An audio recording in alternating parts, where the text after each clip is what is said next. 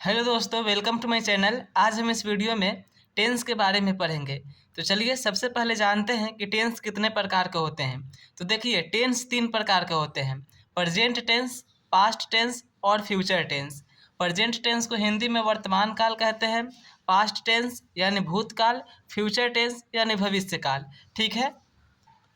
वर्तमान काल का मतलब है कि जो अभी चल रहा है, भूतकाल का मतलब है कि जो बीत चुका है, और भविष्य काल का मतलब है कि जो कल आने वाला है। आने वाले कल को भविष्य काल कहते हैं। ठीक है। अब देखिए, प्रत्येक टेंस के 4 भेद होते हैं। प्रत्येक टेंस के 4 भेद होते हैं, जैसा कि आप यहाँ पर देख सकते हैं। ये हमारा प्रेजेंट टेंस है, इसके 4 भेद है: सिंपल प्रेजेंट टेंस, या इसे प्रेजेंट इंडेफिनिट टेंस भी कह सकते हैं। दूसरा है प्रेजेंट इम्परफेक्ट टेंस या प्रेजेंट कंटिन्यूअस टेंस। ठीक है। तो ये प्रेजेंट टेंस के 4 भेद हैं। ठीक है। यहाँ पर देखिए, अब ये पास्ट टेंस के 4 भेद हैं, और ये फ्यूचर टेंस यानी भविष्य काल के 4 भेद है। ठीक है। आप इसका स्क्रीनशॉट ले सकते हैं।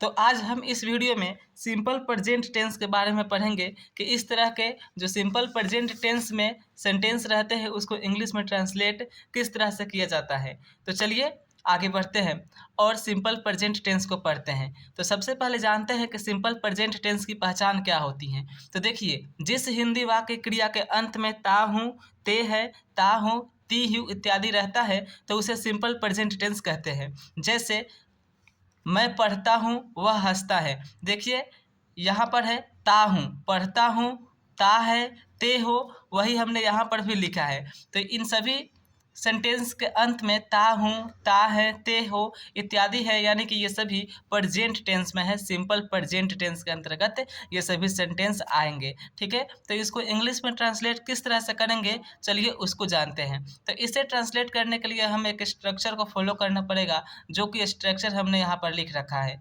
स्ट्रक्चर है, सबसे पहले सब्जेक्ट लिखेंगे, उसके बाद वर्ब 1 लिखेंगे और प्लस में ऑब्जेक्ट लिख देंगे। चलिए हम इसे ट्रांसलेट करके दिखाते हैं। जैसे मैं पढ़ता हूँ, मैं पढ़ता हूँ, तो सबसे पहले सब्जेक्ट, तो यहाँ पर सब्जेक्ट क्या है, मैं है, तो लिख देंगे आई। ठीक है। और उसके बाद हमें वर्ब 1 लिखना है, तो यहाँ पर वर्ब क्या है, पढ़ता, पढ़ना। ठीक है। तो आई रीड, ये हमारा हो गया। उसी तरह है वह हंसता है, तो वह यहाँ पर सब्जेक्ट है तो लिखेंगे ही, और हंसता है तो हंसने के लिए क्या होता है, लाफ, और लाफ में एस जोड़ देंगे, ही लाफ्स। अब आपके दिमाग में आएगा कि यहाँ पर वह हंसता है, वह तो सिंगुलर है, लेकिन यह हंसना में एस क्यों जोड़े हैं। ठीक है।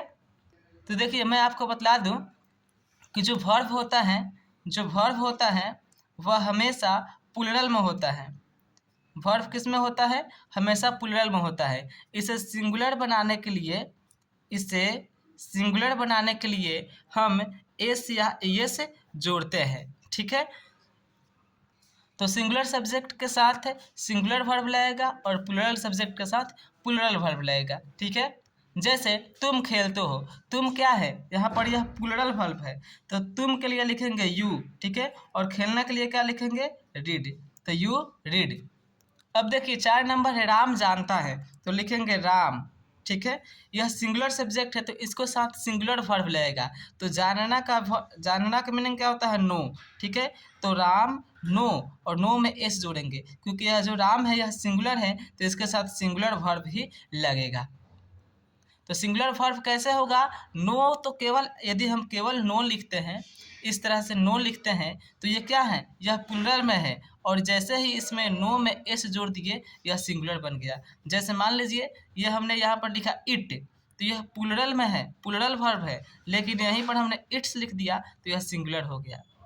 जैसे हमने यहाँ पर लिखा एक और वाक, वाक, तो यह प्लूरल में है। ठीक है। और यदि हम लिखते हैं वाक्स, तो यह हो गया हमारा सिंगुलर में। ठीक है। इसीलिए वह हंसता है में लिखे हैं ही लाफ्स। उसी तरह है आप लोग नाचते हैं, तो इसका इंग्लिश क्या होगा, आप लोग कमेंट बॉक्स में कमेंट करके बतलाइए। ठीक है। उम्मीद करता हूँ कि आपको ये वाला क्लियर हो चुका होगा कि वर्ब हमेशा प्लूरल में रहता है, इसे सिंगुलर बनाने के लिए एस या एस को जोड़ते हैं। ठीक है। उम्मीद करता हूँ कि आपको वीडियो अच्छी लगी होगी। यदि वीडियो अच्छी लगी हो तो चैनल को सब्सक्राइब एंड वीडियो को लाइक, कमेंट, शेयर जरूर करिएगा। तो मिलते हैं नेक्स्ट वीडियो में, तब तक के लिए bye. Thanks for watching this video. Take care.